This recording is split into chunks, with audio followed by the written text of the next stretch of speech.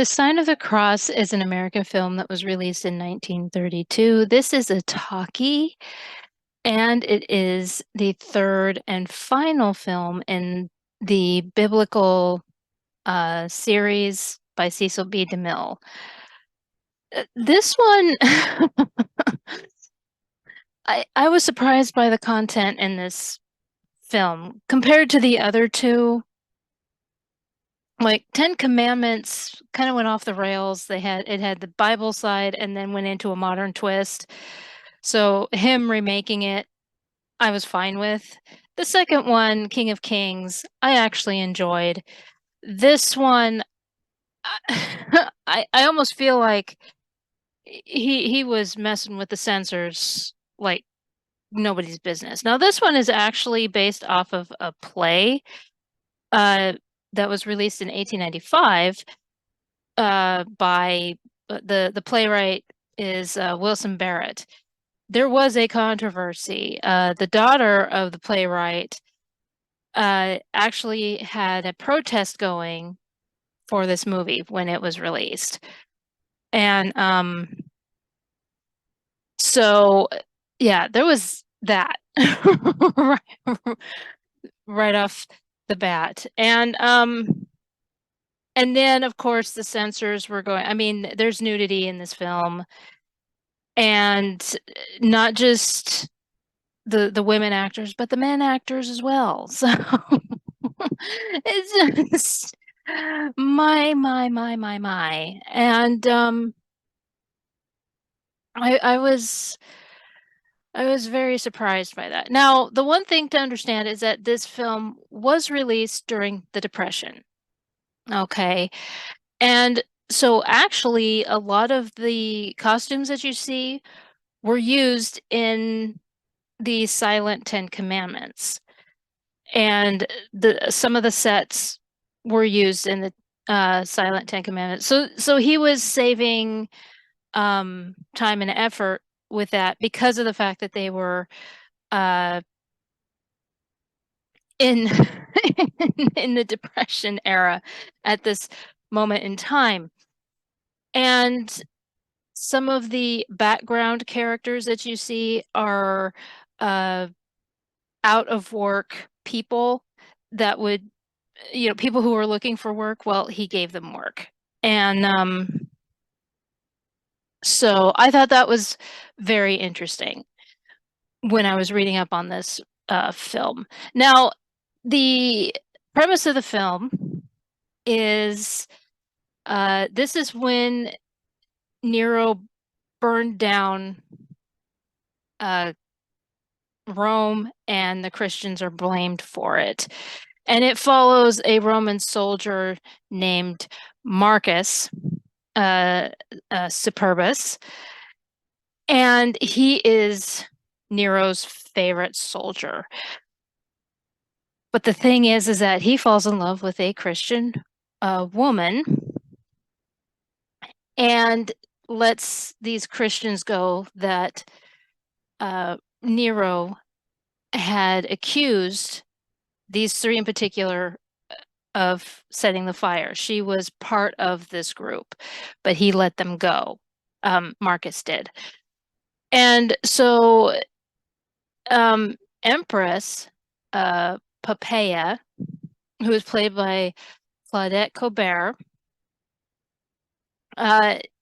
she finds out about his love for this Christian woman and pretty much plays with his emotions.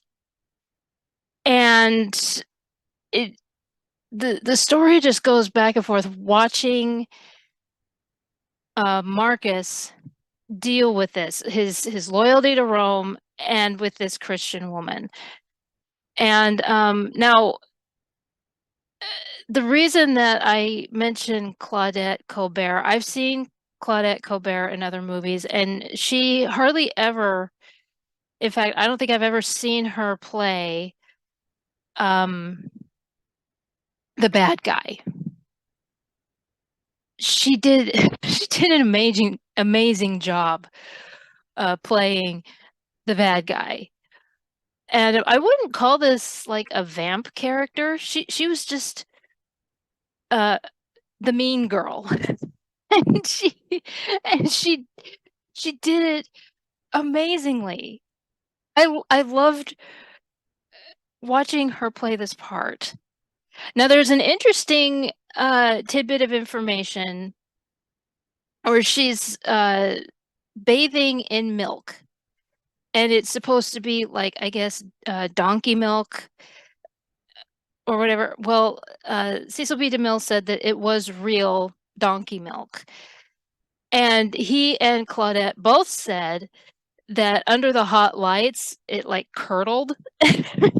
So it was terrible for her to be in. She said it was awful. It was terrible.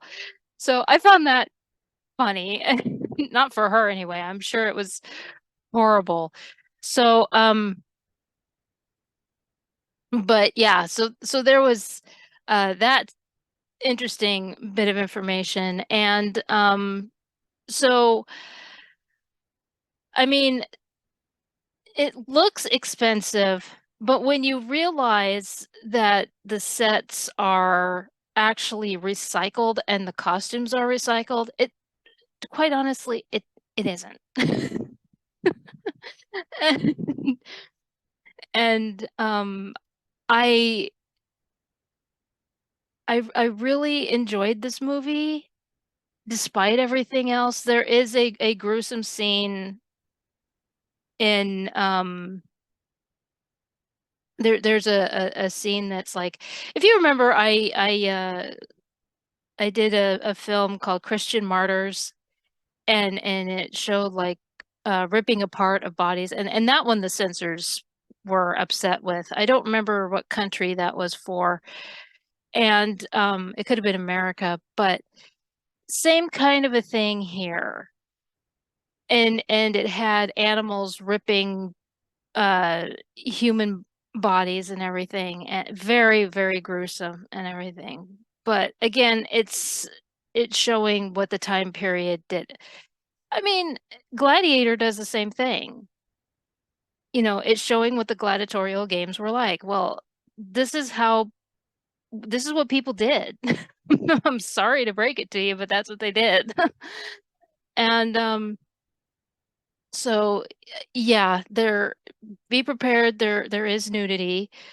There is very gruesome scenes in this, but the premise of the story is when Nero burns down Rome and blames the Christians. You follow the story of Marcus Superbus as he struggles with his loyalty to Rome and his love for this Christian woman. I enjoyed it. I loved watching Claudette Colbert. I've seen her in other movies, and I loved watching her play a mean girl. The sets are fantastic. The costumes are again, when you realize that this was uh in in the 30s, they're full blown into the, well, it's the beginnings, I should say, of the Depression. And also the background characters are people who were trying to find work. Cecil B. DeMille gave them work. So and then again, there was a that there was the protest by the daughter of the playwright that this is based off of. So anyway, this is Sign of the Cross. It was released in 1932.